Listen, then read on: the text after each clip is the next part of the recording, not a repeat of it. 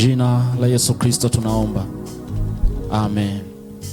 Chapie Yesu makofi mengi. Amen. Tuweza tukaketi. Mungu abariki. Kaka Edward utabaki hapo Endelee kunisaidia.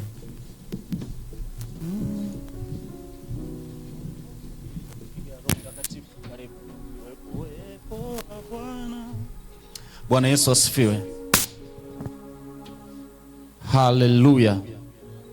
Ninakusalimu kwa jina la Yesu Kristo lipitalo majina yote. Ni neema za uso wa Bwana usiku. Tunamshukuru Mungu kwa ajili ya usiku ambao vijana wameuandaa.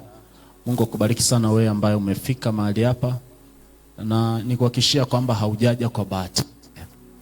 Haujaja kwa bahati mbaya. Amen. Haujaja kwa bahati mbaya. Toka tulipoanza ibada mpaka sasa kuna mambo mengi ambayo Mungu tayari ameshayafanya katika jina la Yesu. Dhima ya mkesha wetu ni Mungu asiye na mipaka. Nimependa kaka Mwemezi amefundisha vizuri sana kabla hajatupeleka kwenye ajenda mbalimbali za maombi. Amegusia maandiko ambayo ni kiini cha mkesha wa siku ya leo, yani kitabu cha Mathayo sura 19 mstari wa 26 na Yeremia sura 32 mstari wa 27. Na mimi nataka nianzie hapo kitabu cha Yeremia sura ya 32 mstari wa 27. Ukianzia mstari wa 26 utaona ni Mungu anajitambulisha. Yeremia sura 32 kuanzia mstari wa 26 anasema, ndipo neno la Bwana likamjia Yeremia kusema. Neno la Bwana likamjia Yeremia kusema. Sasa Mungu hapa anaanza kuongea, sababu uko juu kuna maneno ambayo Yeremia alikuwa anaongea na manabii waliokuwepo kipindi kile. Alafu mstari wa 27 anasema, tazama mimi ni Bwana Mungu wa wote wenye mwili. Je, kuna neno gumu lolote nisiloliweza? Sasa hapa nimesema ni Mungu alikuwa anajitambulisha, anaanza kumwelezea Yeremia, sababu ukisoma mstari wa 17 hapo juu utaona ni Yeremia anamuuliza Mungu, anamuuliza Bwana, anasema Bwana Mungu, tazama wewe umeziumba mbingu na nchi kwa uweza wako mkuu na kwa mkono wako ulionyooshwa. Hapana neno lilo gumu usiloliweza. Kwa hapa ni Yeremia anatoa ufunuo alionao kwa Mungu. Lakini mstari wa 27 ni Mungu anatoa ufunuo wake yeye mwenyewe alionao kwa watu. Sasa ni mara chache sana ukiona Mungu anaanza kujieleza, sababu Mungu waga hana tabia ya kujieleza. Matendo ambayo Mungu ameyafanya yanamueleza Mungu. Sifa zake jinsi alivyo zinatosha kabisa kumueleza. Kwa ukiona Mungu anaanza kujieleza au kujitambulisha, ujue anataka tusaidie sisi ambao tunamsikia kuongezeka imani. Kama nilivyokuambia, nimependa Mwemezi alivyosema, kusoma hata ile Marko sura ya 9, jinsi ambavyo Yesu alikuwa anawaambia wanafunzi kwamba hakuna neno linaloshindikana kwake yeye aaminie. Hakuna neno linaloshindikana kwa yeyote yule ambaye anaamini. Kwa ukiona mara zote Mungu anaanza kujieleza au anajiita jina lake Mungu kwa jina lolote lile alilonalo, anataka watu tuweze kumwamini zaidi. Kwa mfano ukisoma pia kitabu cha Mwanzo sura ya 17, Mungu alipokuwa anamtokea Ibrahim alipokuwa na miaka 99 bado hajapata mtoto, alipomtokea Mungu akamwambia, mimi ni Bwana Mungu Mwenyezi. Mimi ni Bwana Mungu Mwenyezi. God Almighty, Mungu mwenye uweza wote, au El Shaddai, Mungu ambaye ana nguvu zote, ana uweza wote na anajitosheleza katika kila jambo. Alichokuwa anakitaka kutoka kwa Ibrahim ilikuwa ni kuongeza imani ndani yake, kwa sababu yalikuwa ni majira ambayo yalikuwa yamekusudiwa na Mungu mwenyewe kwamba anapofikisha miaka 99 Ibrahim apate mtoto. Na Ibrahim alianza kumuuliza Mungu ya kwamba unaniambiaje ya maneno na wakati ninaenda katika uzee ikiwa sina mtoto na mambo mengine mengi. Lakini Mungu akaja akalitimiza neno lake. Na mara kadhaa Mungu amekuwa akijitambulisha kutokana na majira, kutokana na nyakati, na kila mara Mungu alipokuwa anajitambulisha alikuwa anataka watu wamwamini kutokana na mazingira ambao walikuwa hapo. Kama tuko pamoja tuseme amina. Ukiona Mungu amejitambulisha kama Jehova au Yahweh Sabaoth, ujue watu walikuwa katika wakati wa vita, wamepoteza tumaini, alafu ghafla uwezo wake Mungu ukaingia kati na Mungu akaachilia ushindi katika vita. Mungu akajitambulisha kama Bwana wa vita, au mfalme wa vita. Ana uwezo wa kushinda vita bila kumtegemea mwanadamu, na majina mengine mengi ambayo Mungu amejifunua katika Biblia. Asa ukirudi hapa katika Yeremia, Mungu anajieleza yeye mwenyewe ya kwamba ni Mungu wa watu wote wenye mwili, na ndani yake hakuna neno asiloliweza. Jambo lolote lile ambalo liko katika Mungu linawezekana na linaweza likafanikiwa kabisa. Lakini anachotutaka Mungu ni kwamba tuwe na imani katika yeye, katika jina la Yesu. Bwana asifiwe. Haleluya. Haleluya. Kwa ni Mungu ambaye anaweza mambo yote, na nataka nikuoneshe vizuri mfano wa maisha ya Yesu kidogo, alafu nikueleze kile ambacho Mungu ameweka ndani ya moyo wangu.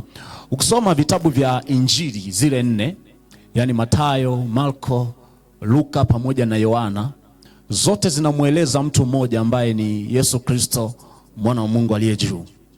Lakini kama ni msomaji mzuri wa Biblia ambao unasoma kwa lengo la kujifunza Biblia, utatambua namna ambavyo ameandika Mathayo ni tofauti na namna ambavyo ameandika Marko. Pia ni tofauti na namna ambavyo ameandika Luka, namna ambavyo ameandika Yohana. Sasa ziko injili 4 na kila injili moja imemweleza Yesu kwa sura ya tofauti. Mfano tukianza na Mathayo mtakatifu anaeleza, ukianzia sura ya kwanza, anaeleza uzao wa Yesu Kristo. Asema kitabu cha ukoo wa Yesu Kristo, mwana wa Daudi, mwana wa Ibrahimu. Ibrahimu akamzaa Isaka, Isaka akamzaa Yakobo, anakuja mpaka mfalme Daudi. Kwa anaelezewa Yesu kama akiwa ni wa ukoo wa kifalme. Kwa Mathayo anamueleza Yesu kama mfalme, na ndio maana ukisoma injili ya Mathayo utaona kila mara Yesu alipokuwa anaongea na watu alikuwa anawaambia kwa habari za ufalme. Asema ufalme wa mbinguni. Alivyoanza asema tubuni kwa maana ufalme wa mbinguni umekaribia. Na mifano yake yote alikuwa anasema Yesu kwa sura ya kifalme. Angalia Mathayo yote inavyoanza kuanzia sura ya 3 anavyoanza kuongea kwa habari ya ufalme wa Mungu ambao umekaribia, mpaka sura ya 25 anapomaliza ile mifano ya ujio wake wa mara ya pili na watu ambao wataingia mbinguni na ambao hawataingia. Yote ameeleza ufalme wa Mungu, ufalme wa mbinguni, ufalme wa Mungu, ufalme wa mbinguni, ufalme wa Mungu, ufalme wa mbinguni. Kila mara ufalme wa mbinguni umefanana na mtu mwenye mbegu aliyetoka kaenda kupanda. Ufalme wa mbinguni umefanana na mtu mwenye shamba. Ufalme wa mbinguni, mifano mingi. Tunaenda pamoja watumishi wa Mungu. Kwa Mathayo amemweleza Yesu kama mfalme, ushike hiyo. Unapokuja kwa Marko, yeye amemweleza Yesu kwa namna ya tofauti kidogo. Hajaweka utambulisho wa Yesu. Yani Marko anavyoanza tu sura ya kwanza amemweleza Yesu kidogo, ghafla kaanza miujiza ambayo Yesu ameifanya, akatoka hapa akaenda kule. Hakuna sehemu katika Marko ambapo Yesu ameonekana amepumzika hata sehemu moja. Marko amemuonesha Yesu kama mtumwa ambaye amekuja kutumika. Na nadhani ukisoma Marko, nadhani sura ya 11, anasema mimi ni mtumwa ambaye nimekuja kutumika, nimekuja kuwatumikia watu. Amemuonesha Yesu kama mtumwa. Huyo Yesu ambaye ana uweza, ana nguvu zote na ana mamlaka yote. Unapokuja kumsoma Luka, naye amemweleza Yesu kwa sura tofauti kidogo. Kwa mfano ambao mnapenda kujifunza kuhusu mambo ya Roho Mtakatifu, kuna ile human character za Roho Mtakatifu, yani tabia za kibinadamu ambazo Roho Mtakatifu anazo. Mfano asila, Roho Mtakatifu anaweza kukasirika, anaweza kuhuzunika. Ndio maana maandiko yanasema msimhuzunishe Roho Mtakatifu ambaye kwa hiyo umetiwa muhuri hata kombozi. Roho Mtakatifu anaweza akafurahi, anaweza akashangilia. Roho Mtakatifu anaweza akanuna, akaamua kumsusa mtu. Na mambo mengine kama hayo. Sasa hizo character ukitaka kujifunza vizuri za Roho Mtakatifu utazipata ndani ya Yesu Kristo ambazo zimeelezwa katika kitabu cha Luka.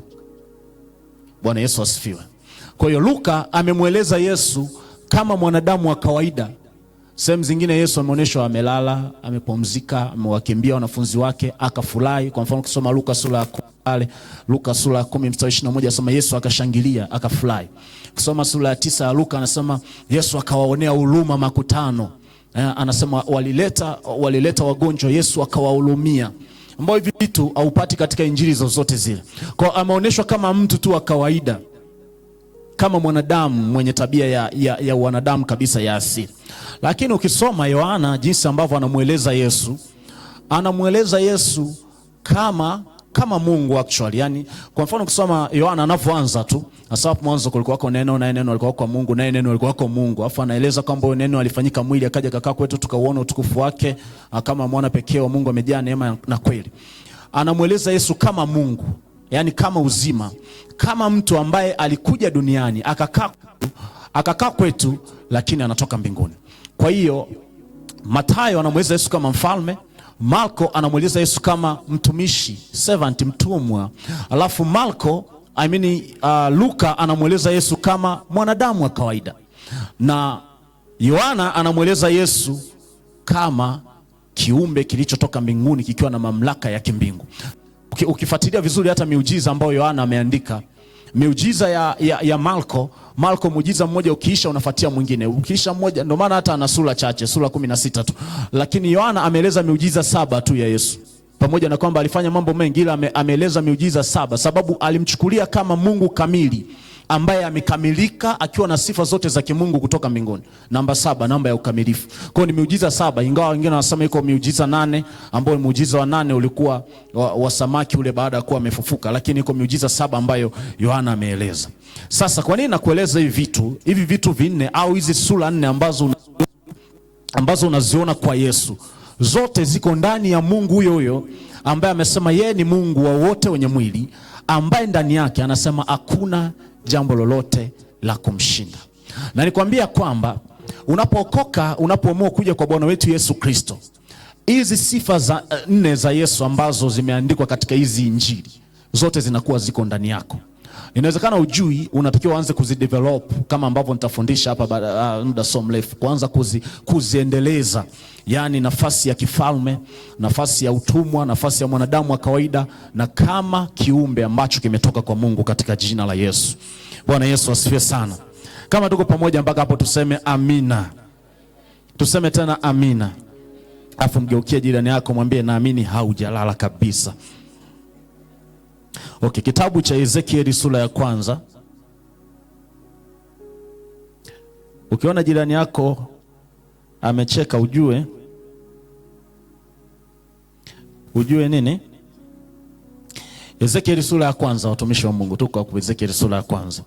Kuanzia mstari wa 1, Biblia inasema, ikawa katika mwaka wa 30 mwezi wa 4 siku ya 5 ya mwezi, nilipokuwa pamoja na watu waliohamishwa karibu na mto Kebari, mbingu zilifunuka, nikaona maono ya Mungu. Okay, twende mstari wa 4. Huyu ni Ezekiel, na nikupe brief kidogo kuhusu Ezekiel. Ezekiel hawa ni kati ya watu ambao walichukuliwa mateka na kutoka katika nchi yao wakapelekwa uhamishoni kule Babeli. Bwana Yesu asifiwe. Na ndio pamoja na wakina Daniel.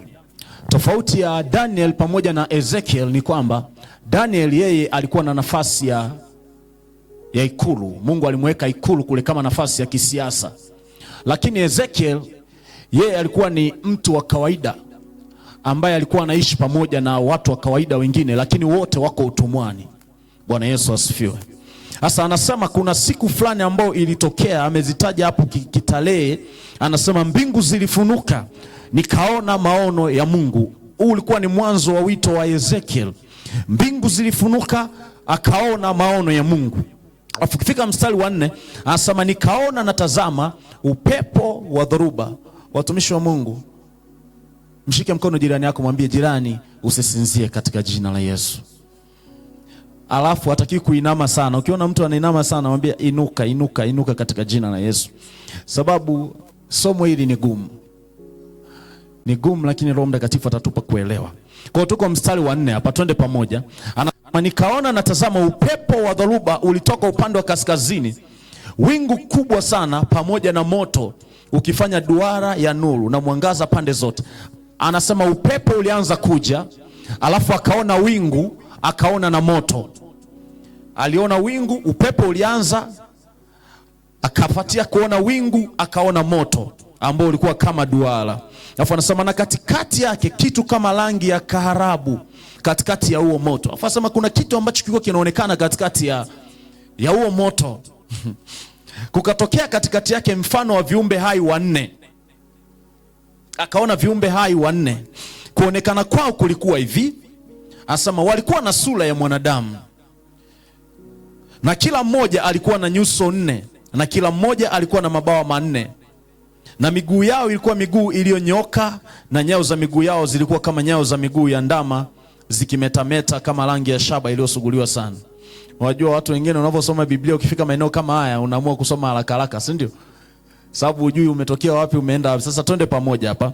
Anasema aliona upepo unakuja, baadaye likaja wingu ambalo lilikuwa limechanganyikana na moto. Afu katikati ya hilo wingu kuna kitu ambacho kilikuwa na rangi ya tofauti kidogo. Baadaye akaona viumbe wanne tofauti tofauti ambao anasema kwamba walikuwa na sura nne. Walikuwa wanaonekana kama mwanadamu lakini walikuwa na sura nne. Alafu anasema au viumbe walikuwa pia na mabawa. Mabawa yao ukifika mstari wa 9 sasa mabawa yao yaliungana hili na hili, hili na hili, hili na hili. Sasa twende mstari wa 10. Anasema na kwa habari ya mfano wa nyuso zao, mstari wa 10 kama unaandika, anasema walikuwa na uso wa mwanadamu. Au viumbe wanne aliowaona walikuwa na uso wa mwanadamu, na hao wanne walikuwa na uso wa simba upande wa kuume, na hao wanne walikuwa na uso wa ng'ombe upande wa kushoto, na hao wanne walikuwa na uso wa tai pia. Bwana Yesu asifiwe. Turudie mstari wa 10. Kwa habari ya mfano wa nyuso zao, walikuwa na uso wa mwanadamu. Kwa uso wa kwanza ulikuwa ni uso wa mwanadamu. Anasema walikuwa na uso wa mwanadamu. Nao wanne walikuwa na uso wa simba. Uso wa pili ulikuwa ni uso, na hao wanne walikuwa na uso wa ng'ombe. Uso wa tatu ulikuwa ni uso, tuseme kwa sauti, uso na anasema na hao wanne walikuwa na uso wa tai pia. Kwa uso wa nne ulikuwa ni uso wa tai. Tunaenda pamoja. Sasa Ezekiel ameeleza kwa ugumu kidogo, lakini twende pia kitabu cha Ufunuo sura ya 4. Alafu nitarudi nitaeleza zote kwa pamoja. Ufunuo wa Yohana sura ya 4 kuanzia mstari wa 6.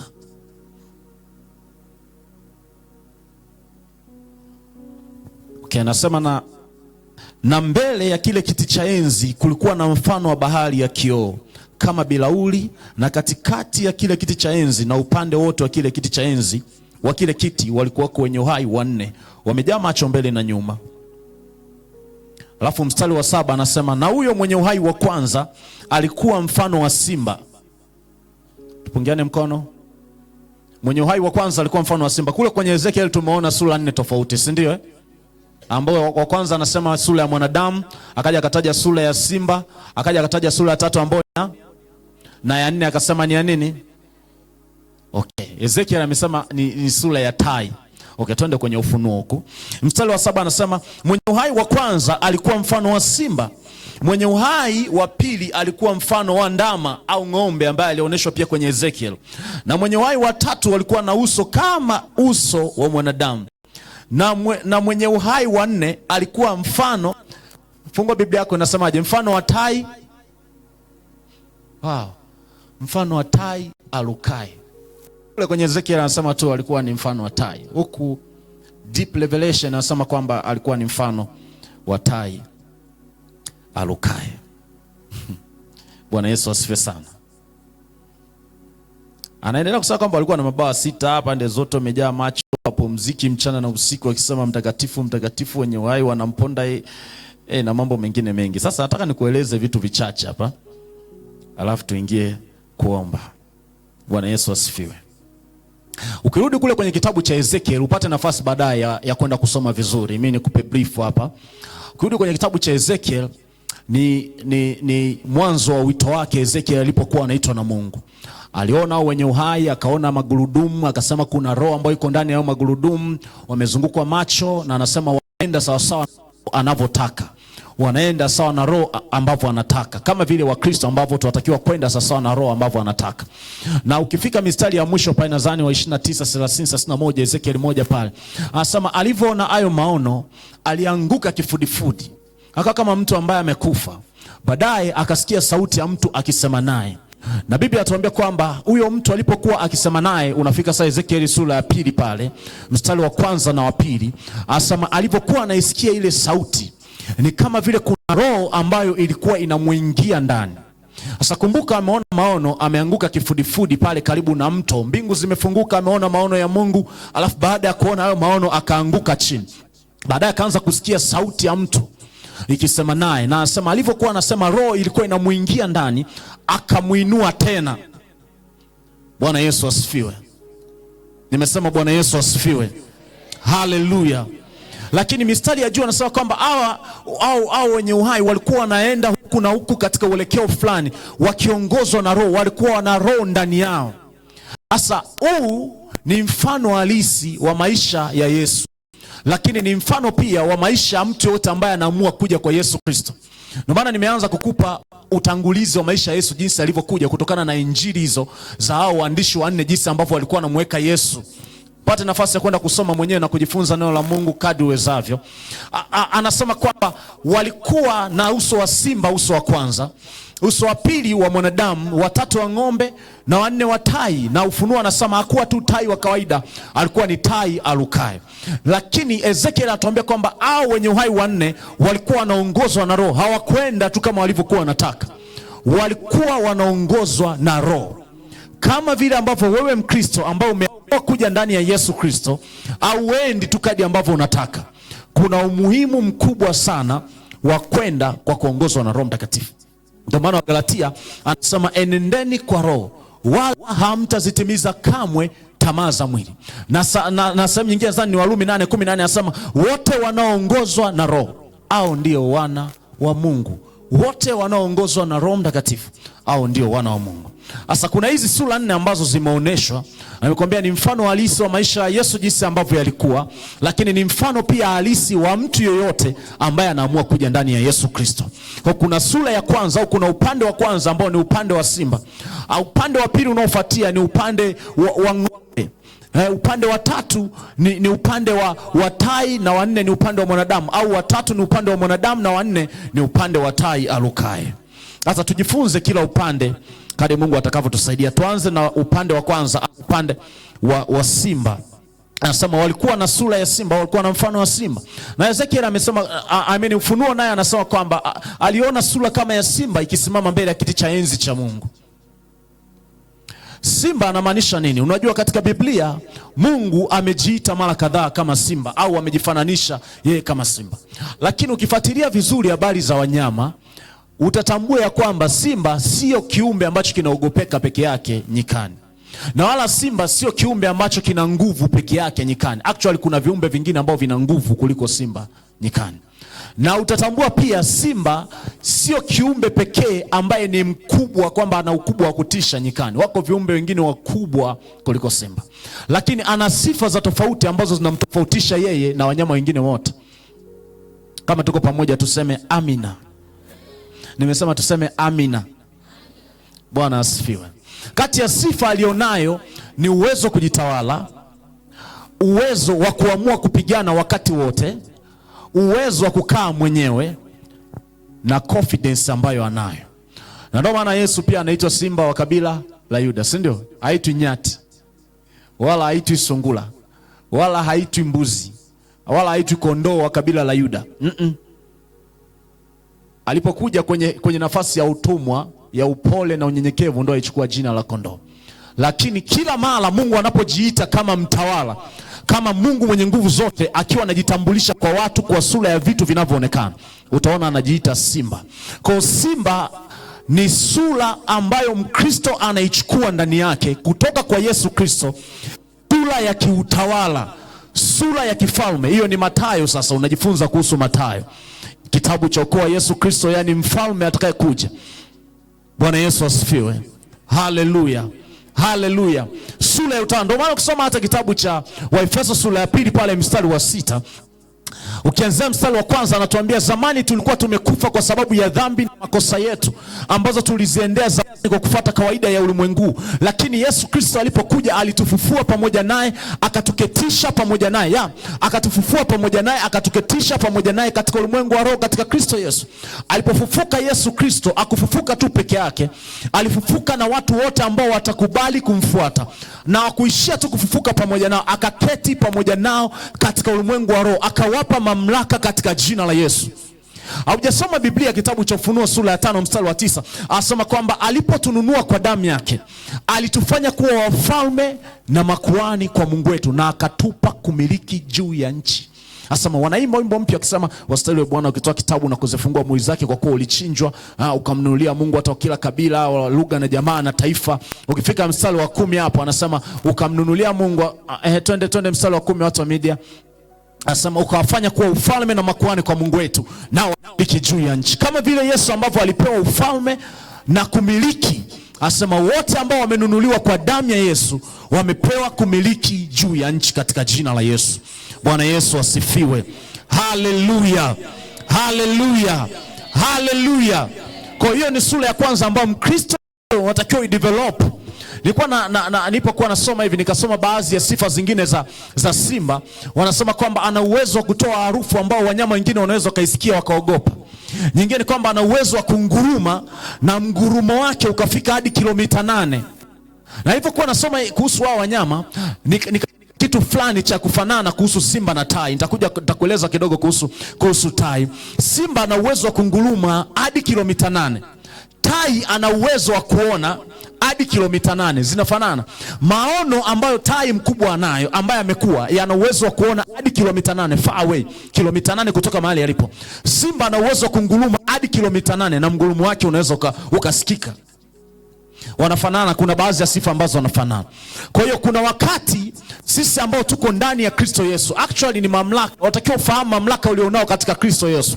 Sababu usipofahamu mamlaka ulionao katika Kristo Yesu, kuto kufahamu mamlaka ulionao kunaweza kuwa ni mipaka ya kwanza ambayo unajiwekea katika maisha yako. Kuna vitu ambavyo unatakiwa utambue kwamba hiki kitu hakitaki kunipata, kwa sababu nimekombolewa kwa damu ya Yesu, nimefanyika kuwa mfalme na kuhani kwa Mungu wangu, na naumiliki, nimepewa kumiliki juu ya nchi katika jina la Yesu. Na wakati mwingine kuna nyakati ambazo zitatokea, kuna mazingira ambayo utakutana nayo ambayo yatakubishia.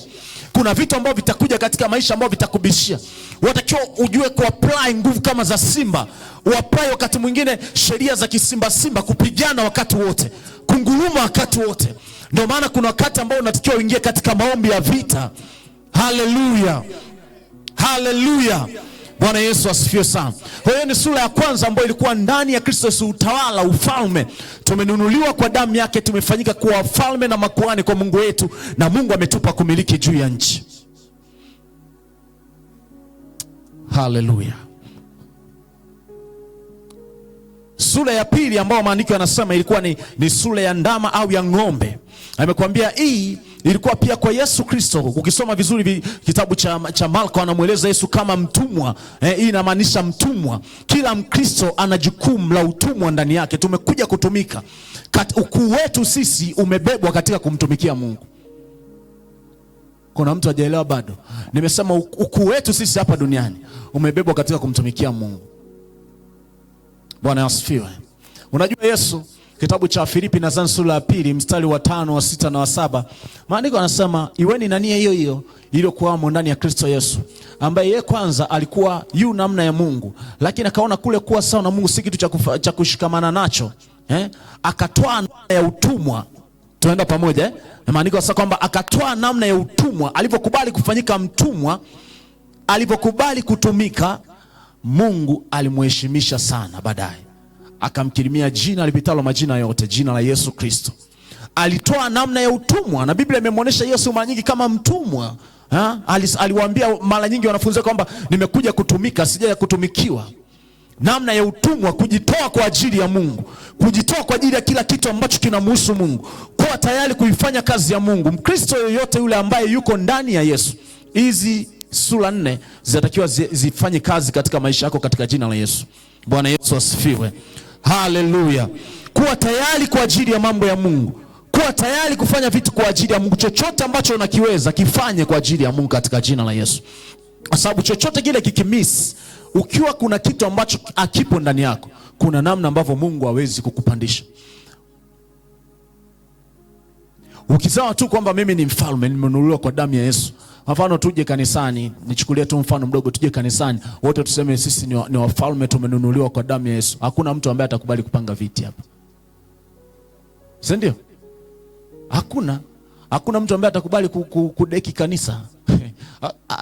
Kanisani panaweza kuwa pazuri sana. Hakuna mtu ambaye atakubali kwenda kudeki vyoo. Sasa nani adeki vyoo? Mimi ni mfalme bwana. Unajui maandiko yanasema kwamba nimenunuliwa kwa damu ya Yesu, nimefanyika mfalme. Lakini wewe ni mtumwa pia ndani ya Kristo Yesu. Tuna changamoto kubwa ambayo tunao ndani ya kanisa. Watu wanataka kuwa wafalme, hawataki kuwa watumwa ndani ya Mungu. Watu wanataka majina, wanataka ukuu ambao uko ndani ya Mungu, lakini wanasahau kwamba Yesu Kristo ili apate ukuu alitoa namna ya utumwa, akawa mtii hata mauti, na mauti ya msalaba. Baadaye alivyoshinda hizo hatua, maandiko yanasema kwamba Mungu akamkirimia sana, akampa zawadi ya jina la Yesu. Bwana Yesu asifiwe sana. Haleluya. Na kutia moyo kijana, chochote unachoweza kukifanya kwa ajili ya Bwana kifanye. Mgeukie jirani yako, mwambie jirani, chochote unachoweza kukifanya kwa ajili ya Bwana kifanye. Mwambie tena hayo maneno.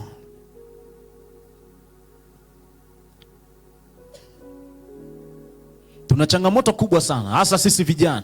Kuna vitu ambavyo tunaona kama vile ni vya wazee ndani ya kanisa. Kuna mambo ambayo tunaona haya hatuhusu sisi.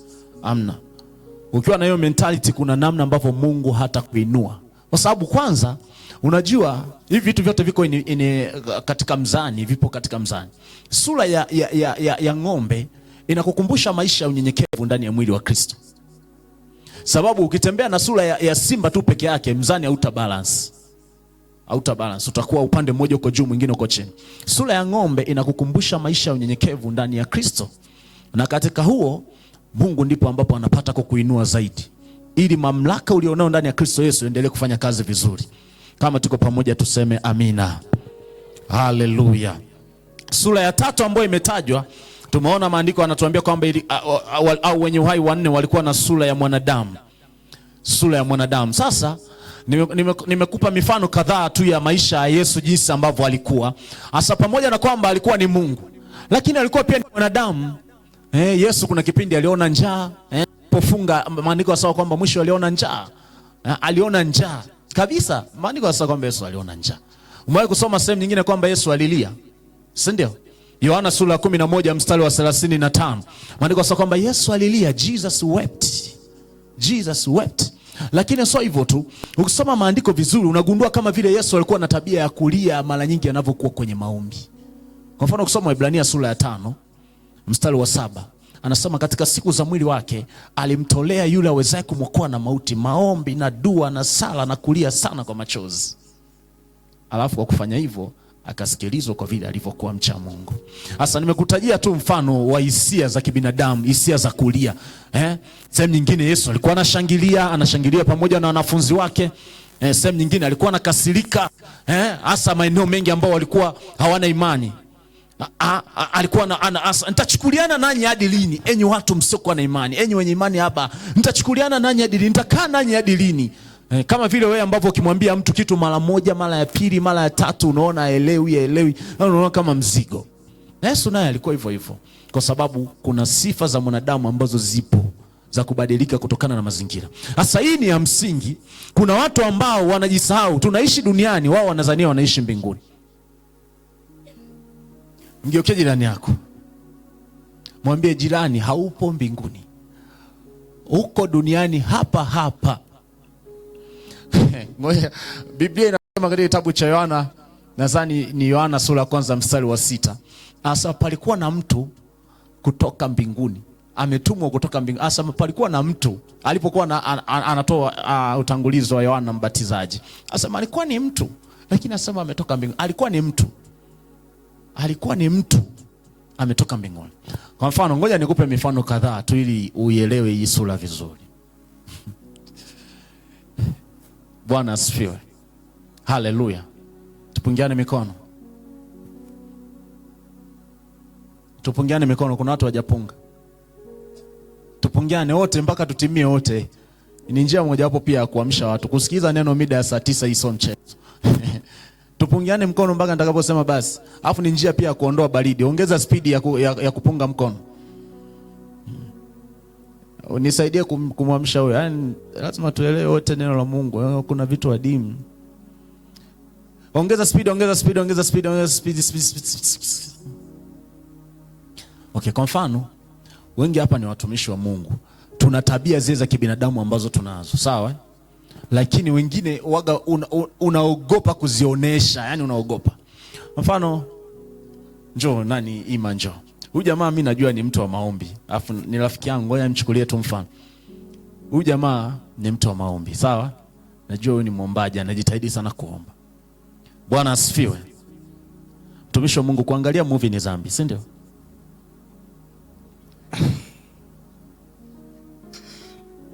Nisaidie. Mimi kwa upande wangu ndio ni dhambi. Lazima aseme ni dhambi. Lakini mimi baba, wewe ni mwanadamu pia, usisahau.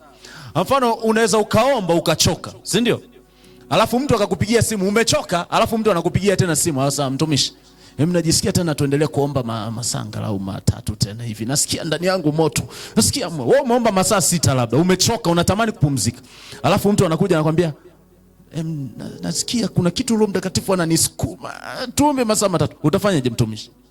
I will pray again. Kaka mtumishi, nashukuru. Mimi nitapumzika, nitamwambia wewe napumzika saa hizi. Subiri nikiamka baadaye tutaomba.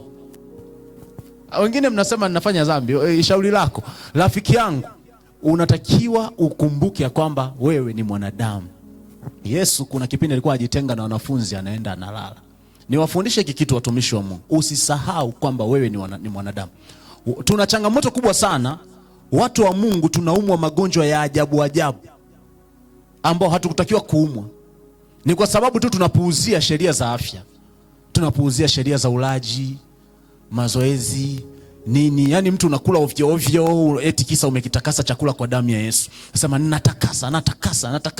Hakitaniletea magonjwa. Hicho chakula hicho kinaweza kukuletea magonjwa. Mnanielewa nyewe watoto wa Yesu? Usisahau kwamba wewe ni mwanadamu. Ukichoka pumzika. Tafuta muda kabisa, relax. Tafuta muda, zima simu, weka flight mode, pumzika. Maandiko yanatutaka tupumzike. Mungu mwenyewe alifanya kazi akachoka siku ya 7 pale akasema ngoja nipumzike. Akapumzika. Yesu alikuwa na tabia ya kupumzika. Mnielewe watumishi wa Mungu. Hii ni sura pia ya mwanadamu. Kuna tabia za kiwanadamu ambazo zipo na unatakiwa uzifuate ukiwa hapa duniani.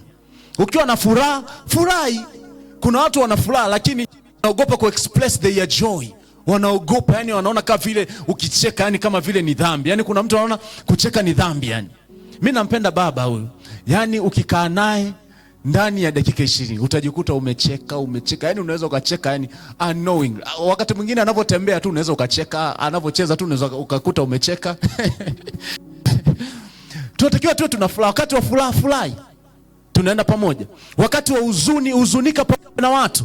Kuna wengine unaenda hata msibani au uoneshi huzuni. Eti kisa eti umeokoka una Roho Mtakatifu, wasema huzuni sio tunda la Roho, Unafika pale wenzako wako wanalia, wewe upo tu uko busy na simu, uko busy. Sasa mbona huzuniki sasa? Nimejazwa Roho Mtakatifu ndani yangu. Hamna. Tunakosea. Tunaenda pamoja. Unatakiwa ujue kwamba uko msibani, watu wanahuzunika. Usianze kuleta habari ya kuchekesha ya ajabu, watu wako wanalia. Hata kama Mungu amekutuma kwenda kumfufua mtu aliyekufa, usifike tu yuko wapi mtu aliyekufa ninasikia kumfufua. Hapana, nenda kiustaarabu. Ndio maana hata Yesu mwenyewe alipoenda kumfufua mtu, alisema mmemweka wapi jamani? Mmemweka wapi? Sasa yuko ndani. Sasa okay, ngoja twende huko ndani. Sasa watumishi, naomba mtoke nje. Wakatoka nje, akaanza kuomba.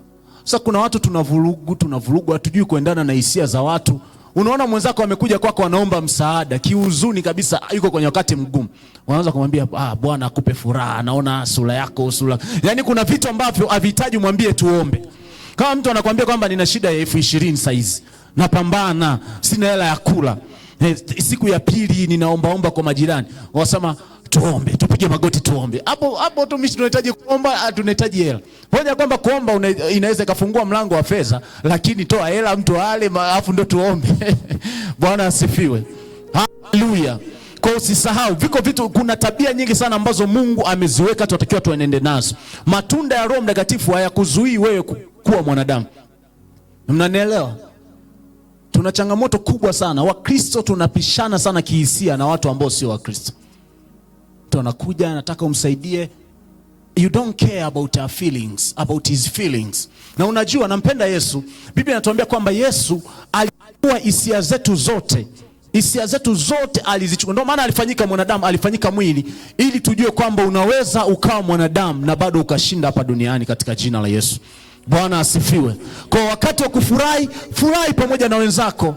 Usiwe tu umejifungia muda wote, umekasirika, unapambana na shetani, umemaliza shetani, unaenda pepo, umemaliza pepo, unaenda jini, umemaliza jini, unaenda mzimu, umemaliza mzimu, unaenda mskule. Sura yako mpaka itajaa makunyanzi. Kijana mdogo utakuta sura imebadilika kwa sana, naomba.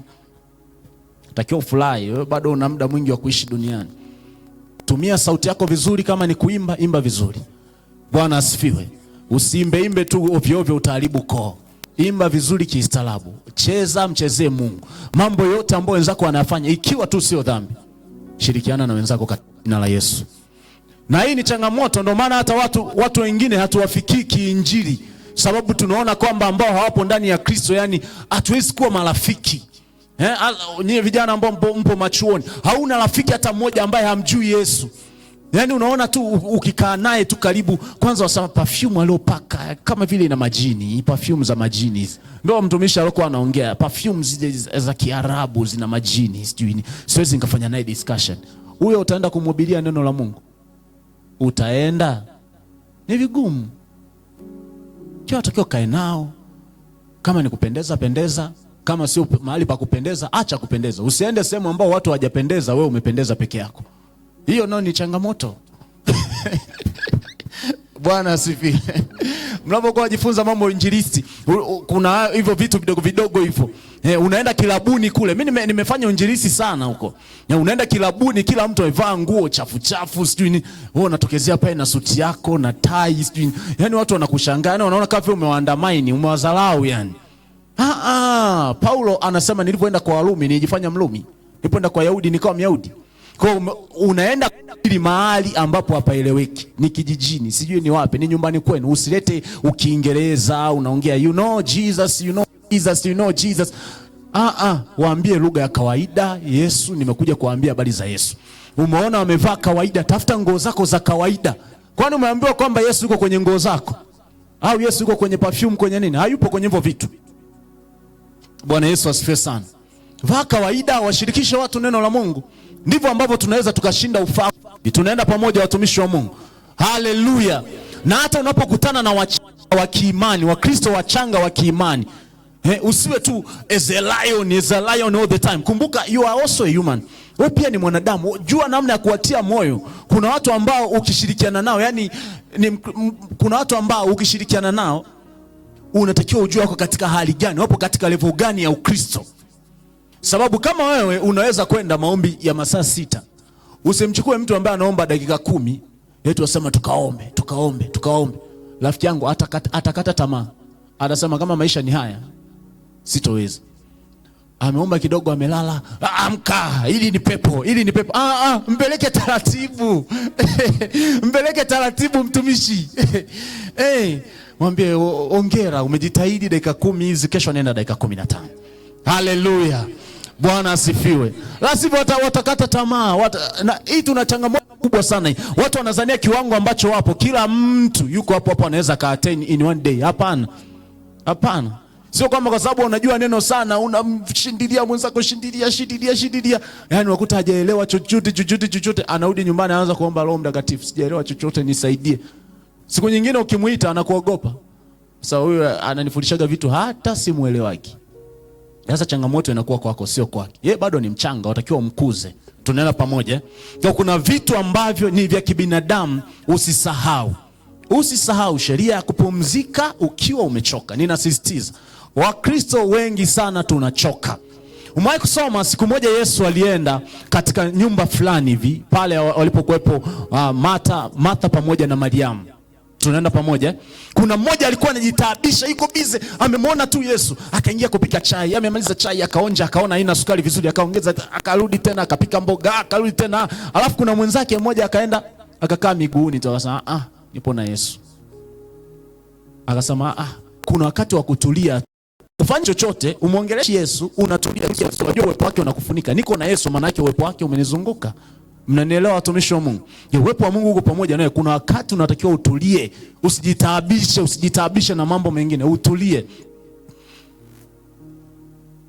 Kama tuko pamoja, tupungiane mikono katika jina la Yesu. Haleluya. Tuna changamoto kubwa sana za kiafya zinazotokana na uchovu wa kazi ya Mungu. Nyewe watu mnanielewa? Kuta mtumishi wa Mungu you are overstressed. Mawazo yamejaa. Umemwomba Mungu, Mungu hajajibu. Yaani vitu haviendi. Kati mambo mengine utakiwa mshirikishe rafiki yako. Unaona ametatua tu kirahisi. Tuna changamoto, narudia tena, tuna changamoto nyingi za kiafya kwa kanisa. Magonjwa yanayoonekana na yasiyoonekana, kwa sababu tunadhania kwamba sisi Mungu alitushusha duniani tukiwa tunatumia mafuta yanayotoka mbinguni, anatuwekea oili vu. Bwana Yesu asifiwe. Mungu atusaidie katika jina la Yesu. Kama tuko pamoja tupungiane mkono tena katika jina la Yesu. Haleluya. Sura ya 3, sura ya 4 hiyo ilikuwa ni sura ya 3. Sura ya kwanza tumesema ilikuwa ni sura ya nini? Sura ya pili ikawa ya nene. Sura ya 3, sura ya 4 ilikuwa ni sura ya tai. Tena sio tai tu, Biblia inasema tai alukaye. Ufunuo wa Yohana jinsi ambavyo inaonesha. Kabla sijamaliza hapa, kabla sijaingia huko, tumishi wa Mungu, pamoja na kwamba uko bize na mambo ya Mungu na mambo yako, katika mambo yote wewe kama mwanadamu, uhusiano wako na Mungu kitu cha kwanza kinatakiwa kiwe at the top. Uhusiano wako na Mungu. Kitu cha pili familia yako, na kitu cha tatu jukumu ambalo Mungu amekuitia duniani. Narudia, uhusiano wako na Mungu ni wa muhimu, kitu cha kwanza hicho katika vyote ambavyo unaweza kuvitafuta duniani. Your relationship with God. Kitu cha pili your family, familia yako, na kitu cha tatu kazi au jukumu ambalo Mungu amekuitia. Iwe ni katika nyumba ya Mungu au nje ya nyumba ya Mungu. Either unahubiri, unaimba, unafanya nini, au Mungu amekupa labda you're a businessman, businesswoman, wewe ni daktari, wewe ni mhasibu, wewe ni nani. Hicho ni kitu cha tatu. Uhusiano wako na Mungu, familia yako, na unaanza katika watu ambao umezaliwa nao, watu ambao mnatoka tumbo moja, baba mmoja, mama mmoja, wanaofuatia wengine, kisha ambao wengine Mungu amekupa kama familia, mmekutana nayo, watu wa karibu hao. Au wote ni muhimu sana katika jina la Yesu. Usipotezee kitu hata kimoja hapo. Mmenielewa? Bwana asifiwe. Na tuna changamoto kubwa sana, watumishi wengi wa Mungu hawapatani na watu. Hawapatani na marafiki, hawapatani na ndugu, hawapatani na mama, hawapatani na baba, hasa namsikia Mungu. Wewe unazania peke yako ndio una masikio ya kumsikia Mungu. Wazazi nao wana masikio ya kumsikia Mungu. Marafiki zako wana masikio ya kumsikia Mungu, wanaweza kumsikia Mungu. Mnielewe watumishi wa Mungu. Amen. Bwana Yesu asifiwe. Tumalizie sura ya mwisho ambao ni sura ya tai alukaye. Nilikuwa nasoma sura za tabia za tai, nikagundua kuna mambo kadhaa ambayo anayo. Moja, ana uwezo wa kuregenerate. Ana uwezo, nikisema kuregenerate ni kwamba tai anavyozaliwa anakuwa baadaye anakuwa mtu mzima tu, anakuwa tai mzima. Anakuwa tai mzima. Manyoya yake yanakuwa yako mengi, mdomo wake unakuwa ni mrefu, kucha zake zinakuwa ni ndefu sana. Ana tabia ya kuvitoa vyote, manyoya yote ana uwezo wa kuyatoa yote. Na hapo anaenda sehemu ya mbali, anatafuta mahali ambapo hakuna wanyama ambao wanaweza kumuathiri kipindi hicho. Anatoa manyoya yote, anatoa zile kucha zake zote, na mdomo wake anaugonga kwenye mawe mpaka unaharibika, unakuwa mdogo kabisa. Mwamshe jirani yako, mwambie tunamalizia, usilale. Kama hajalala ni jambo la baraka. Ana uwezo wa kuregenerate. Na hii sifa ipo kibiblia. Maandiko yanasema hivi, utu wetu wa nje unachakaa, lakini utu wetu wa ndani, ambaye anajua mstari anisaidie unaendeleaje. Utu wetu wa ndani, sema kwa sauti. Utu wetu wa ndani. Mbona nasikia mwingine anasema unafinywanga kama mfinyanzi, mwingine anasema sijui. Utu wetu wa ndani unafanywa upya siku kwa siku. Japo kwa utu wetu wa nje unachoka, utu wetu wa ndani unafanywa upya siku kwa siku. Na ukisoma kitabu cha Efeso nadhani sura ya 3 pale, Paulo alivyokuwa anaombea wa Efeso, aliomba maombi ya tofauti kidogo. Akawaambia, nampigia Baba magoti ambaye katika hiyo Baba wote wa mbinguni unaitwa. Ukifika mstari wa 16, sema ajalie kwa kadri ya Roho yake Mtakatifu kufanya imara kwa nguvu kwa kazi ya Roho wake Mtakatifu katika utu wenu wa ndani. Anasema Roho Mtakatifu ana uwezo wa kukufanya upya utu wako wa ndani, na sio kitu cha mara moja, anakufanya mara kwa mara, mara kwa mara, mara kwa mara. Tunaenda pamoja. Sasa tai ana hiyo tabia ya kuregenerate, ana uwezo wa kujirudisha tena kuwa kama kijana kabisa. Manyoya yake yanarudi, anakuwa mapya, kucha zinakuwa mpya, mdomo unakuwa mpya. Na hapo yakirudi hivyo anakuwa ana uwezo, kama alikuwa na uwezo wa kwenda, tai minimum ana uwezo wa kwenda hadi feet 1500 kwenda juu. Akiregenerate, akipata hivyo vitu vipya, anaenda zaidi ya kiwango alichoishia. Ndivyo ambavyo Roho Mtakatifu anapokuwa anatufanya upya sisi watu wake ambao tuko ndani ya Yesu Kristo. Anajua kabisa kuna mipaka ambayo ipo inatuzuia. Kuna spiritual limitations, mental limitations, financial limitations ambazo zipo. Unapokuwa unaruhusu Roho Mtakatifu akufanye upya, unaruhusu akupeleke kiwango cha juu kuliko pale alipoishia. Kwa mfano, kwa sasa unapokuwa kijana hivi unaendelea kutafuta maisha, kiwango chako cha fedha ambacho unahitaji kuwa nacho, unaweza ukasema labda kwa siku unahitaji shilingi 10,000 au unahitaji shilingi 15,000. Lakini kadri ambavyo unaendelea kukua, utagundua kwamba 15,000 haitoshi. Na unapoendelea kuwa na majukumu mengi, utagundua 30,000 haitoshi. Tunaenda pamoja. Utagundua labda 40,000 haitoshi. Sasa kiwango ulichokuwa na muomba Mungu akuvushe kama mpaka wako ulikuwa shilingi 10,000. Lakini baada ya muda umegundua ya kwamba mpaka wangu sasa ni shilingi 20,000, nahitaji shilingi 20,000 kwa siku. Kwa kuna mipaka tofauti tofauti kutokana na nyakati tofauti tofauti. Ulikuwa na imani ya kumwamini Mungu kwa mambo madogo, Roho Mtakatifu anatakiwa akusaidie kuongeza imani yako. Ndio maana watumishi waliopita walikuwa wanasongoza maombi kwamba Mungu atusaidie imani zetu, atusaidie kutokuamini kwetu. Na maandiko yanatuambia kwamba imani yetu inatakiwa endelee kukua kutoka utukufu hadi utukufu, imani hadi imani, kutoka kiwango kimoja hadi kiwango kingine, kwa sababu katika kila phase ya maisha inahitajika imani ya aina tofauti ya kukusaidia kuvuka. Nasema hivi, katika kila wakati wa maisha yako inahitajika imani ya tofauti ya kukusaidia kuvuka. Kama ulikuwa kidato cha 6 ukamwamini Mungu kukufikisha chuo, hiyo imani haikusaidii wewe kwamba Mungu atakumalizisha chuo. Imani ile ilishapita na wakati. Imani ile ilikuwa ni ndogo ya kiwango kidogo. Kadri unavyoendelea kupanda, unavyoendelea kukua katika Mungu, imani yako inatakiwa izidi kuongezeka katika jina la Yesu. Sifa nyingine ambayo niligundua anayo, hasa kwamba yeye anapaa juu ya ndege zote. Asante Roho Mtakatifu. Anapaa juu ya ndege zote. Hakuna ndege ambaye ana uwezo wa kupaa juu kama tai. Sasa unapokuwa unajifunza vizuri kuhusu Biblia, hasa ukisoma kitabu cha Mathayo, mifano ambayo Yesu alikuwa anaieleza ya ufalme wa Mungu, unapofika kwenye mifano ya ndege, mti pamoja na ndege wachafu pamoja na ndege wasafi, ndege kibiblia inamaanisha roho, spirit, roho. Na inaweza ikawa ni roho safi au roho chafu kutegemeana na ndege wa aina gani ambaye ameoneshwa. Kwa Roho Mtakatifu alimshukia Yesu kama ua, kama njiwa. Roho Mtakatifu alishuka kwa Yesu kama njiwa alipokuwa anabatizwa pale. Kwa hiyo roho alimaanisha ndege, na sehemu zingine ndege zimemanishwa kama roho. Sasa roho, ndege ambaye anakuwa juu ya ndege wote anaitwa tai.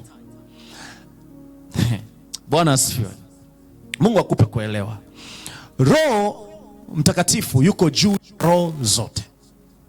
Roho Mtakatifu ni roho, lakini yuko juu ya roho zote. Na sisi maisha yetu, Mungu anapotuambia kwamba kuna sura ya tai, inatukumbusha original yetu ya kwamba sisi tumezaliwa kwa Roho Mtakatifu, lakini tuko juu ya roho zingine zote. Roho Mtakatifu ambaye ametuzaa yuko juu ya roho zote, every spirit. Roho Mtakatifu anaitwa Father of the Spirits. Roho juu ya roho zote, any kind of the spirit. Na actually mazingira, hali zote zimebeba roho ndani yake. Tai ana uwezo wa kwenda juu ya ndege wote. Sisi tuko ndani ya Roho Mtakatifu kwa msaada wa Roho Mtakatifu, kimaisha, kiuchumi, kiroho, vipete vile. Tunatakiwa twende juu ya roho yoyote ile, twende juu ya mazingira yoyote yale, twende juu ya hali yoyote yale ile katika jina la Yesu. Na kingine ambacho nilikikuta kuhusu huyu tai ni kwamba anapoenda juu sana, anakutana na upepo ule dhoruba. Anakutana na upepo dhoruba, upepo ambao ni mbaya tuseme, ambao ndege wengine wote huwa wanaogopa. Lakini yeye huwa anakaa katikati ya huo upepo, alafu anaangalia uelekeo wa huo upepo. Kama upepo unaenda huko, na yeye anaanza kwenda huko. Kwa hiyo dhoruba inakuwa kama inampa push, inakuwa inamsukuma kuendelea mbele zaidi. Na anasema hivi, upepo unavyokuwa unazunguka ule upepo unavyokuwa unazunguka ule wa juu sana ambapo tai yupo, yeye huwa anapita na kaa juu yake, ambapo huo upepo unamsaidia. Upepo unakuwa umebeba weight yake. Sasa hapo ni mambo ya physics kidogo hapo. Upepo unakuwa umebeba weight yake. Alafu anausoma upepo jinsi ambavyo unaenda. Kama unaenda kusini, anaanza naye kwenda kusini huko. Na kuna wakati ambapo hapeperushi mbawa zake, anakuwa anasukumwa na upepo ambao upo. Bwana Yesu asifiwe sana. Haleluya. Hii inatumikaje kwetu sisi wa Kristo? Mazingira, hali, nyakati tunazokutana nazo kama dhoruba zinatakiwa zitupe push ya kumkaribia Mungu zaidi. Kuna mtu hajaelewa katika jina la Yesu. Nimesema mazingira au mipaka tulionayo, vizuizi tulivyonavyo vya kimaisha vinatakiwa vitupe msukumo wa kumkaribia Mungu zaidi katika jina la Yesu. Haleluya. Bwana Yesu asifiwe. Bwana asifiwe. Nyingine ndio ile ambayo nilisema uwezo wake wa kuona. Tai ana uwezo wa kuona hadi kilomita 8 kutoka mahali alipo. Hiyo tunaweza tukaita kama vision, power vision. Kila Mkristo, mtu wote unapokuja ndani ya Kristo Yesu, kuna zile spiritual visions ambazo tunazita, ambazo Roho Mtakatifu anakuwa ameziimpati ndani ya roho yako. Kuna maono ya kimungu ambayo yanakuwa yamebebwa ndani ya roho yako. Lakini na wewe kwa hekima ambayo Mungu amekupa, unatakiwa ujue kutengeneza maono kutoka katika nafsi yako. Unataka nini? Unavyo mtu nafsini mwake ndivyo alivyo. Unaona nini kwa miaka 5 ijayo? Unaona nini kwa miaka 10 ijayo? Unaona nini kwa miaka 15 ijayo, miaka 20 ijayo? Uanze kutengeneza vision ndani ya moyo wako. Kiwango cha maono ambacho unakiona kitaeleza nguvu ya namna gani ambayo unaitaka. Kiwango au ukubwa wa maono ambayo unayaona, ukiona vitu vya wiki moja vitaeleza nguvu ya wiki moja ambayo unaitafuta. Lakini kama umeona vitu vya miaka 10, miaka 15, miaka 20 ambao viko ndani ya moyo wako, vitaeleza kwamba unahitaji nguvu zaidi ya kusaidia kubeba hicho kitu ambacho umekibeba. Miles Muloe, mmoja kati ya waandishi wazuri sana, anasema kati ya eneo ambao utakutana na maono mengi yamefukiwa ni makaburini. Watu wengi wanakufa kabla hajatimiza ndoto zao. Watu wana vision lakini hawajazileta into implementation. Wamekufa nazo, zimezikwa. Na sisi leo tuko hai. Ikiwa tu uko hai, Mungu anajua kwamba una kusudi. Hakuna mtu ambaye yuko hai na hana kusudi katika jina la Yesu. Kila mtu ambaye yuko hai analo kusudi, lile ambalo limeshushwa ndani ya moyo wake kwa Roho Mtakatifu, na yale matamanio. Mungu ametupa free will.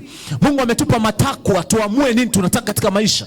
Unaamua kwamba uwe maskini, uwe tajiri. Unaweza kaamua uwe mfanyabiashara, usiwe mfanyabiashara. Unaweza kaamua uwe mwimbaji, usiwe mwimbaji. Unaweza kaamua. Mungu ametupa kuamua.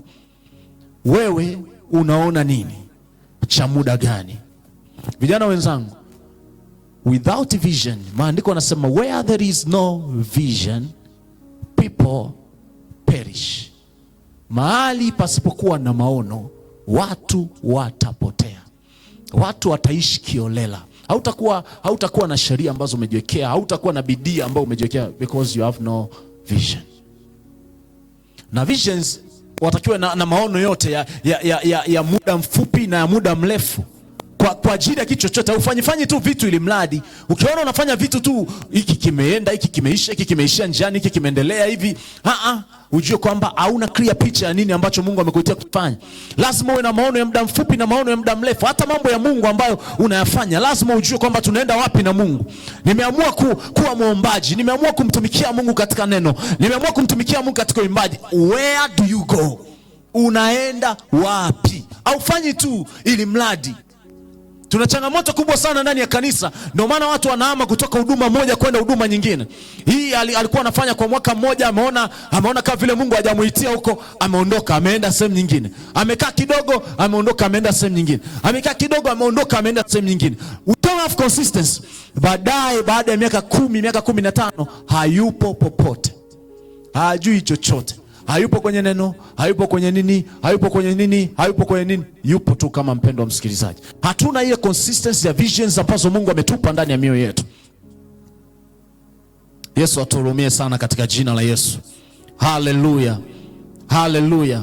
Mgeukie jirani yako, mwambie where there is no vision you will perish. Usipokuwa na maono utapotea. Watumishi wa Mungu, tunaelewana? Bwana asifiwe sana. Bwana asifiwe sana. Bwana asifiwe. Sasa haya yote kamilifu wa mtu ambaye yuko ndani ya Kristo Yesu. Ukisoma vizuri, ukirudi kule kwenye Ezekiel, anasema hawa walikuwa wanaongozwa na Roho Mtakatifu. Hizi sura zote zilikuwa zinaongozwa na Roho Mtakatifu. Maana yake ukamilifu wetu sisi wenye sura ya simba, yani sura ya kifalme, sura ya mwanadamu, sura ya ng'ombe ya kitumwa na sura ya tai, unatakiwa maongozo ya Roho Mtakatifu. Sasa kuna kamstari hapa anapomalizia kitabu cha Isaya sura ya 40, nadhani ni mstari wa 31 kama nitakuwa sijasahau. Isaya sura ya 40. Wow. Wapa nguvu, mstari wa 29, wapa nguvu wazimiao, umongezea nguvu yeye asiyekuwa na uwezo. Hata vijana watazimia na kuchoka na waume wataanguka. Bali wao wamngojeao Bwana watapata nguvu mpya. Watapanda juu kwa mbawa kama tai. Watapiga mbio wala hawatachoka. Watakwenda kwa miguu wala hawatazimia. But they that wait upon the Lord shall renew their strength. Watapata nguvu mpya. Alafu anasema ni mfano wa tai. Tai ni duality of life, maisha ya Mungu ambayo tumepewa ndani yetu sisi wa Kristo. Tunapokuwa hapa duniani, tai anaishi angani na anaishi alizini. Ana uwezo kukaa alizini, anaweza kukaa angani. Na ni mwanadamu peke yake kati ya viumbe vyote hivyo Bwana Mungu ambao wana uwezo wa kuwa katika ulimwengu wa roho na ulimwengu wa mwili kwa wakati mmoja. Mwanadamu peke yake. Yesu ili aje katika ulimwengu wa mwili ilibidi avae mwili. Viumbe vingine vyote they exist in the spiritual realm, katika ulimwengu wa roho. Wakitaka waje katika ulimwengu wa mwili lazima wamvae mtu. Lazima wakae ndani ya mtu. Ila mwanadamu Mungu ametupa access ya kuwa katika ulimwengu wa mwili na ulimwengu wa roho kwa wakati mmoja. Sasa anasema kati ya sheria mojawapo inaowasaidia hawa watu kupata nguvu mpya, kupaa juu, ni hali yao ya kumtegemea Bwana, ya kumsubiria Bwana, ya kukaa mwa Bwana, kukaa na Mungu kadri wanavyoweza. Anasema watapaa juu kwa mbawa kama tai wala hawatachoka. Hapo malizia, natamani tuombe ombi hili kwamba Bwana Yesu, nitie nguvu tena ya kuendelea kukaa uweponi mwako siku zote za maisha yangu, ili niendelee kuongezeka katika nguvu. Biblia inatuambia kwamba Yesu aliongezeka katika nguvu, aliongezeka katika uweza, aliongezeka katika hekima akiwapendeza watu na akimpendeza Mungu. Wengi hatuna consistency. Ongeza sauti ya piano rafiki yangu, panda kimoja. Nilipokuwa nakwambia kuhusu tai kujibadilishia manyoya yake kupata manyoya mapya, nilikwambia hivi, anaenda mahali pambali, mahali pasiri ambapo hakuna vitu vingine. That is a secret place. Ndivyo ambapo Wakristo ambao tunahitaji nguvu ya Mungu zinazotusaidia kuvuka mipaka, zinazotusaidia to be above the storms. Tunakaa na Mungu mahali pasiri, katika chumba chetu cha ndani tunamlingana Bwana. Sisi tuna neno hili kwamba Yabesi alimlingana Mungu, akasema lao oh God, Mungu nimekuja na ajenda hizi. Akataja ajenda 4 pale, na maandiko yatuambia kwamba Mungu akamjalia ile haja aliyoiomba. Tai anaenda pasiri na anapata nguvu mpya. Maisha yetu ya asilini yanaeleza ni nguvu mpya kiasi gani tutaipokea. Vijana wenzangu, maisha ya kanisani hayakuelezi wewe ni nani. Maisha ya chuo hayakuelezi wewe ni nani. Majibu ya wewe ni nani unayapata unapokuwa asilini na Mungu. Kuna mtu hajaelewa bado. Wachungaji, watu wa Mungu wanaweza kuita majina tofauti tofauti. Elimu ulionayo inaweza kukupa jina la tofauti kabisa. Unaweza kuitwa daktari, unaweza kuitwa mhasibu, unaweza kuitwa fulani. Napenda utambulisho wa Yohana, anasema alikuwa kwa mtu ambaye ametoka kwa Mungu. He came from God. Alitoka kwa Mungu. Hapo ulipo umetoka kwa Mungu, una mbegu ya Mungu. Roho Mtakatifu alikuumba na akajua kabisa huyu ninamweka duniani, ninamweka Tanzania, ninampeleka Mbeya. Akikutana na changamoto, kwa sababu niko naye, nitamsaidia na atavuka, sababu kuna kitu fulani ambacho amekibeba ndani yake. Bwana asifiwe. Lakini ufanisi wa kwetu sisi kuwa juu ya mipaka yote, renewal of strength, kuongezeka nguvu ndani ya Mungu na kupata nguvu mpya mara kwa mara katika jina la Yesu. Bwana Yesu atusaidie sana. Haleluya. Bwana asifiwe.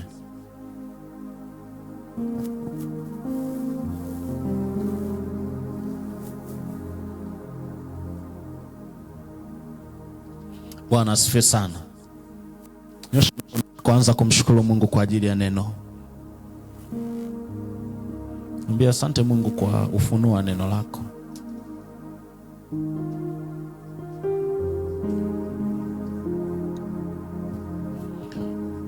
Nimesema nyosha mikono.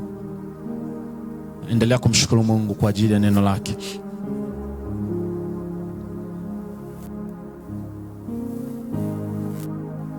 Ongeza sauti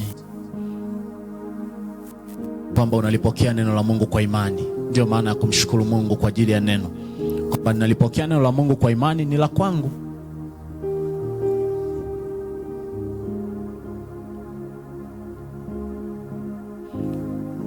Ongeza sauti, endelea kumshukuru Bwana Yesu, endelea kumshukuru Yesu.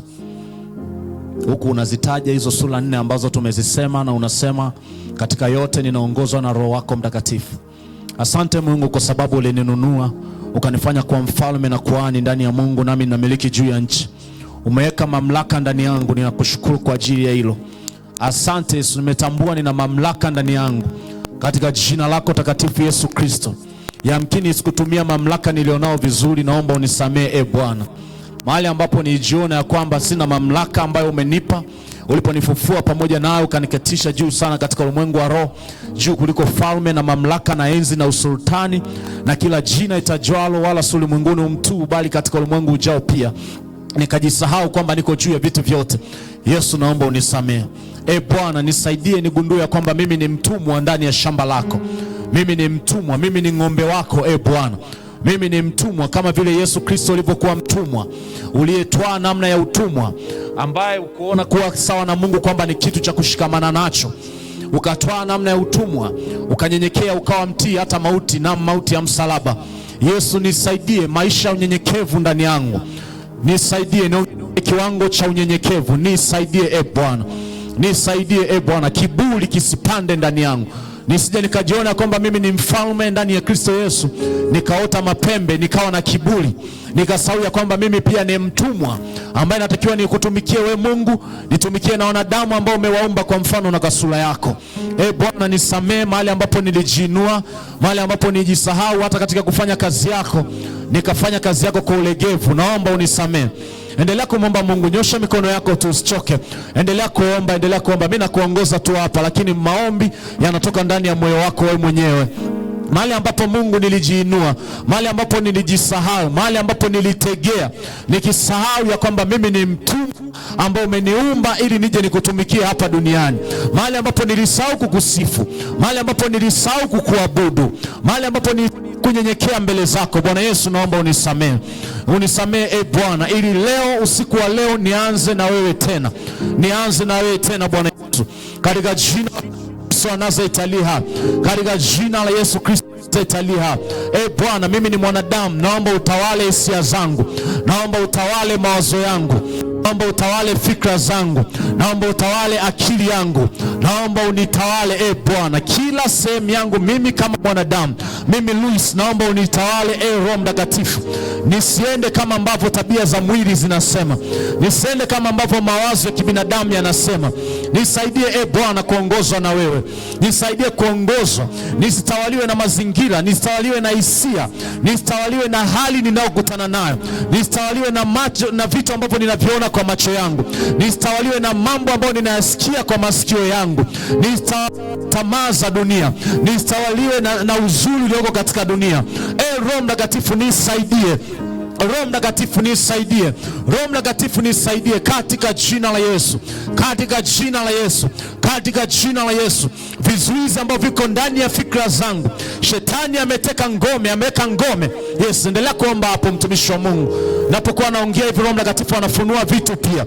Shetani ameweka ngome za mawazo machafu ndani ya fikra zangu, ameweka ngome za mawazo mabaya ndani ya fikra zangu, ndani ya mawazo yangu, ndani ya akili yangu. Kuna vitu vya kipepo ambavyo ninaviona katika nafsi yangu, vitu vya kipepo ambavyo sio vya kimungu, vinaendesha mwili wangu, vinaendesha akili yangu, vinaendesha namna ambavyo ninawaza.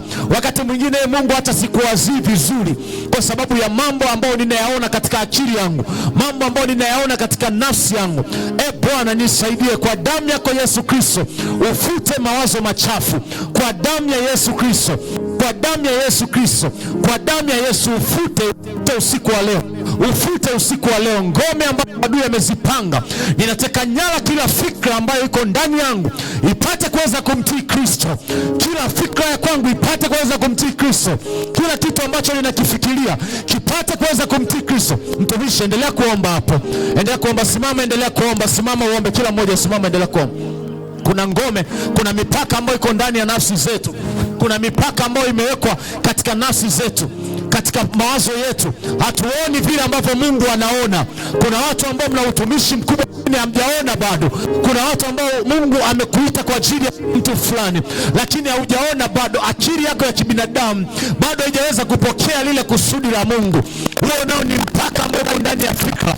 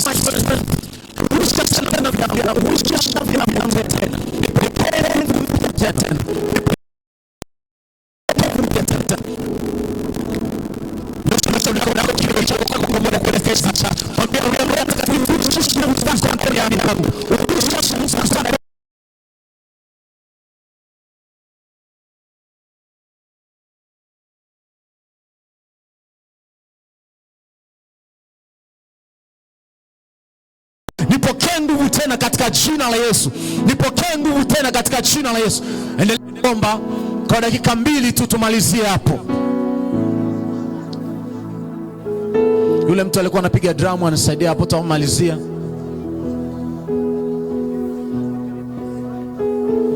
Hawezi kuwa unaomba hivyo.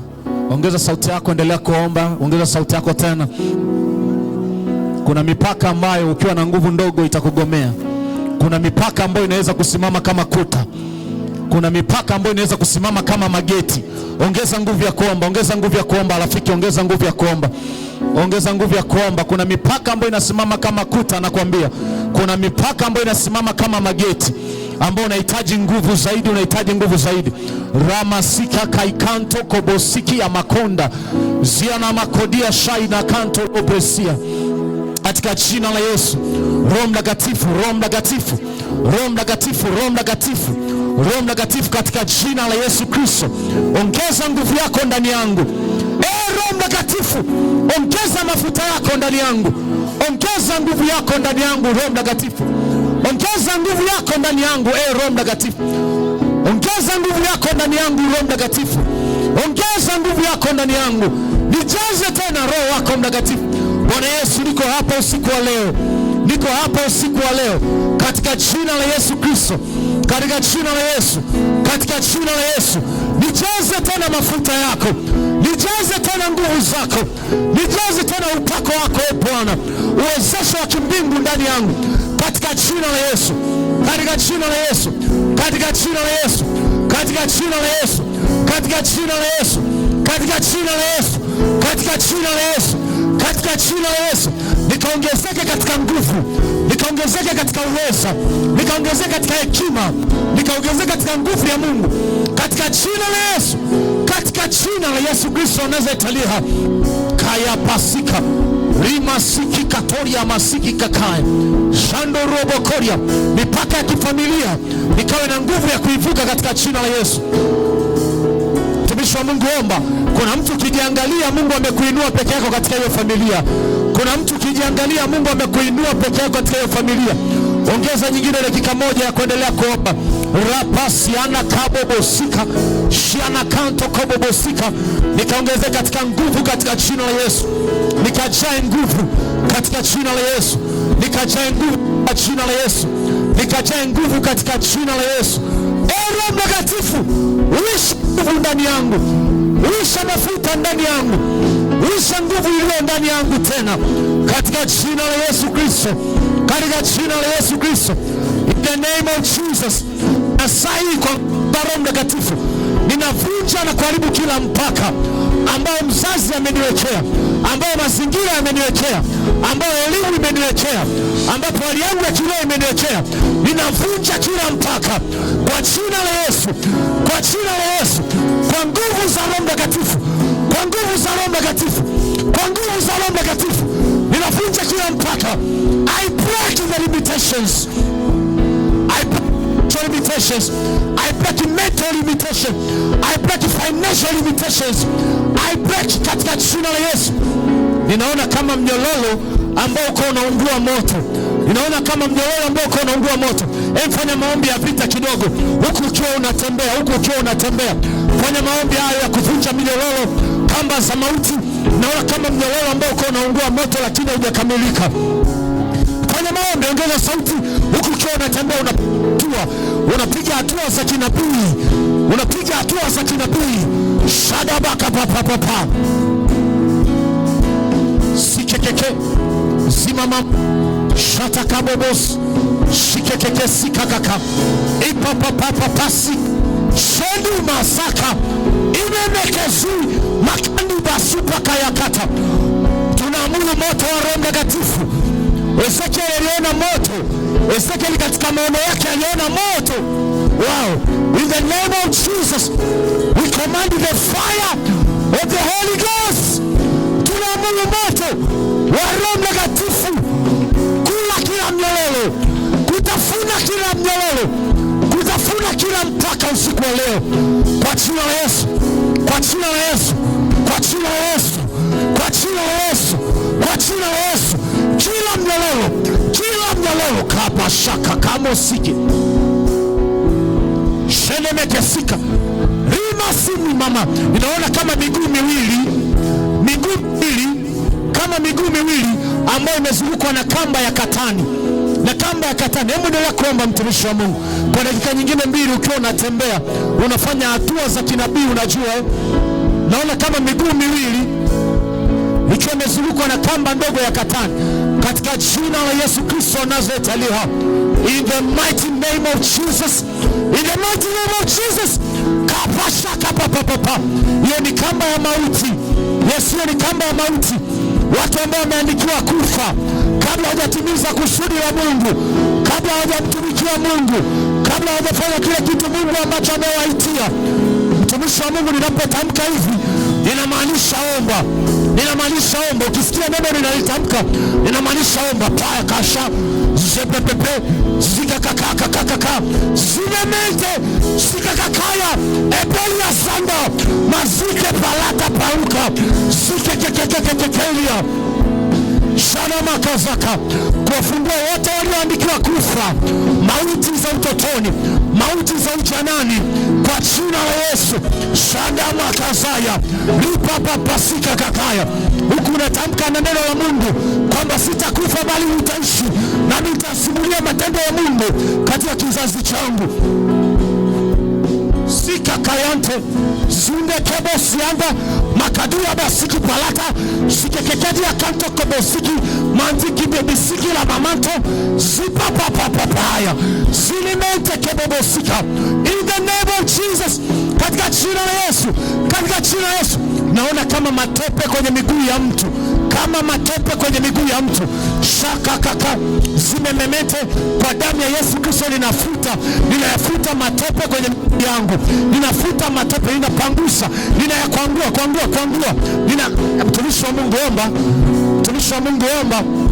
Hapa ndipo kwenye kuvuka, katika jina la Yesu, kwa damu ya Yesu, kwa damu ya Yesu, kwa damu ya Yesu, kwa damu ya Yesu, kwa damu ya Yesu, kwa damu ya Yesu. Ni matope alafu yamefunikwa na majivu kwa juu, matope alafu yamefunikwa na majivu kwa juu. Dada omba katika jina la Yesu, katika jina la Yesu. Hiyo ni roho ya aibu, kuaibishwa, ya kwamba utabaki kuwa mtu wa kuaibika tu wewe. Mimi ninakataa kuaibika katika haya maisha, ninakataa kuaibika. Hiyo ni spirit kabisa ya kuaibika, kwamba wewe utaibishwa tu, utaibishwa tu. Nani amesema? Kwa jina la Yesu, kwa jina la Yesu. Fanya vita, unaweka na kofi la Mungu, unafanya na kofi la Mungu katika kofi lako, miguu ya Mungu katika miguu yako. Achilia na kofi la Mungu katika makofi yako. Mwambie shetani, umeshindwa, umeharibiwa usiku wa leo. Kaya bashaka sipepepepepe sika kakakaka shaka baba sika yekete besika, kwamba nifanye alafu niaibike, kwamba nifanye alafu niaibike, kwamba niende chuo alafu niaibike, kwamba nisome alafu niaibike, kwamba niwe na Mungu alafu niaibike. Ninakataa, ninakataa, ninakataa, ninakataa, ninakataa, ninakataa, ninakataa, ninakataa, ninakataa, ninakataa, ninakataa, ninakataa. Rapa sika kakakakaya sipakata barusa kaya shenemeke sipa zanika zenemeke tia masuka. In the name of Jesus, katika jina la Yesu, katika jina la Yesu. Shanda reposika shikekekeria imezikekekeria mashanda rabakuria. Ninasikia kama ganzi kwenye mkono wa kulia, alafu Bwana ananisemesha vitu vyako vimeshikwa na mtu, vitu vyako vimeshikwa na mtu. Yamkini ni mtu amekishika kitu kwa ubaya, ameshika vitu vyako kwa ubaya. Kwa jina la Yesu, endelea kuomba, endelea kuomba. There is a spirit of deliverance inatembea hapa. Endelea kuomba. Tai shaka na babasi. Endelea kuomba, endelea kuomba. Unaweka na kofi la Mungu kwenye kofi lako. Kwa jina la Yesu, yeyote ambaye ameshika kitu changu, kaya masika, lipa sika, sika kakakakakaya, achia, achia, achia, achia, achia. Kwa jina, achia. Yeyote ambaye ameshika uchumi wangu, yeyote ambaye ameshika elimu yangu. Kuna watu watasoma alafu elimu zao zimeshikiliwa. Kwa damu ya Yesu, achia, achia, achia, achia, achia, achia. Ikiwa ni pepo, ikiwa ni mtu, ikiwa ni mazingira, ikiwa ni nyakati. Kuna watu watamaliza chuo nyakati ambapo kazi hazipo, nyakati ambazo hizo kazi hazipo, nyakati zinaweza zikamshikilia mtu. kwa jina la Yesu. We declare tonight, tunatangaza mazingira hayatatuzuia, tunapenya. Nyakati hazitatuzuia, tunapenya kwa jina la Yesu, kwa jina la Yesu, kwa jina la Yesu. Tembea, tembea, tembea, tembea, tembea kama mistari, kama mistari iliyowekwa, kama mistari iliyowekwa, kama mistari iliyowekwa katika ulimwengu wa roho. In the name of Jesus, tunavuka kila mstari tuliowekewa kwa jina la Yesu, kwa jina la Yesu, kwamba huyu atabaki kuwa hivi hivi. Alipofika inatosha, kwamba alipofika na Mungu inatosha, alipofika kifedha inatosha, alipofika kielimu inatosha, alipofika inatosha. Tunavuka kwa jina la Yesu, kwa jina la Yesu, kwa jina tunavuka. Zipepe, zikakakante, zipapapa, zikekekekekeke, zikakakakaka, zimente, baruta, semente, zikokoria, shakatimaso, mite barusa. Mungu tena mipaka, Mungu sena mipaka, Mungu sena mipaka, Mungu sena mipaka. Limitless God, mazipapapapapa. Rafiki yangu, tembea, ongeza sehemu, ongeza upana wa kutembea kwako. Tanua mahali pa hema yako, tanua mahali pa hema yako. Lao ungenipanulia hema, ungenipanulia mipaka, ungenipanulia hii mipaka. Shaba, sheketebe, sipapapa, sikakakakakaka, mesipapapapapalya, ziweke, kausha, emezika kakoria, imente barus, zapapapaya, libebebesika kakoria, zemente, zimarakuria santa. Ungenipanulia hema yangu, na mkono wako ungekuwa juu yangu, unapanua mipaka yangu. Zamanta, zipepeperia, mipaka yangu ndani ya Kristo. There is deliverance. Kuna uponyaji unaotembea. Yamkini ya uoni, yamkini ya uoni. Ninaona mtu ni mtoto wa tatu katika familia yao, ni mtoto wa tatu katika familia yao, na ndiye pekee yake ana nguvu ya Mungu kuliko wengine. Bwana amekuita kwa ajili ya kuinua wengine. Masuba zimente kebobo sika rimanto koborias shadabakas zabakatash repepeperia zimakanto zimemekeda zimakadish zimakabombolish zabababatikaya zimememente kibash imamakodia masuka zimamanto shinimakasuta shimakosa impapapalia suta izemente basula ya simba, kwamba shetani hautalizuia. Shatababosi kemuria sunda. In the name of Jesus, in the name of Jesus, in the name of Jesus, in the name of Jesus, Jesus, in the name of Jesus, katika jina la Yesu, jina la Yesu, katika jina la Yesu. Shabadas, shabakatusa, in the name of Jesus, katika jina la Yesu.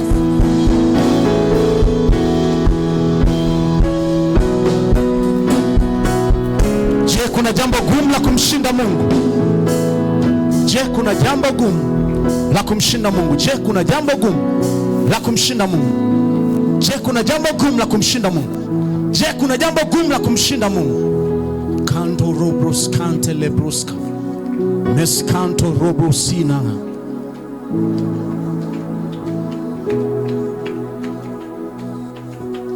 In the name of Jesus, the spirit of confusion.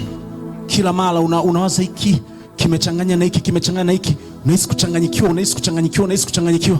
Katika jina la Yesu, I bind that spirit now in the name of Jesus. Katika jina la Yesu, the spirit of confusion, leave now in the name of Jesus. Leave now in the name of Jesus. Leave now in the name of Jesus.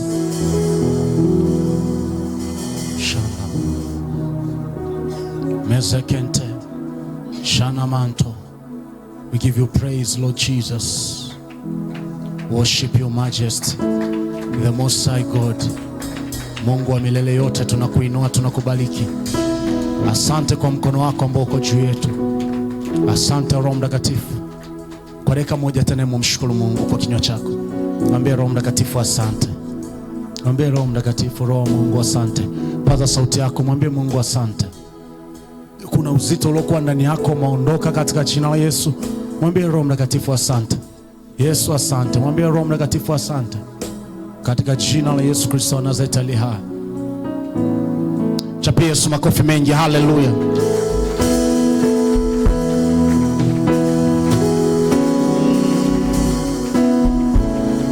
Achilia makofi ya kinabii ya ushindi mengi sana katika jina la Yesu Kristo, katika jina la Yesu Kristo, katika jina la Yesu Kristo. Utukuzwe wewe uwezaye kutenda mambo makubwa, mambo ya ajabu mno kuliko yote tuyaombayo na yote tuyawazayo, kwa kadri ya nguvu itendayo kazi ndani yetu. Naam, utukuzwe katika kanisa, utukuzwe katika Kristo Yesu hata vizazi vyote vya milele na milele. Yesu asante kwa sababu hatuzuiliki, hatuzuiliki, hatuzuiliki, hatuzuiliki, hatuzuiliki, hatuzuiliki, hatuzuiliki kwa jina la Yesu. Asante Roho wa Mungu, asante Roho Mtakatifu, katika jina la Yesu Kristo, katika jina la Yesu Kristo, katika jina la Yesu Kristo, katika jina la Yesu Kristo. Mbingu zetu ziko wazi katika jina la Yesu. Haleluya, haleluya, amen.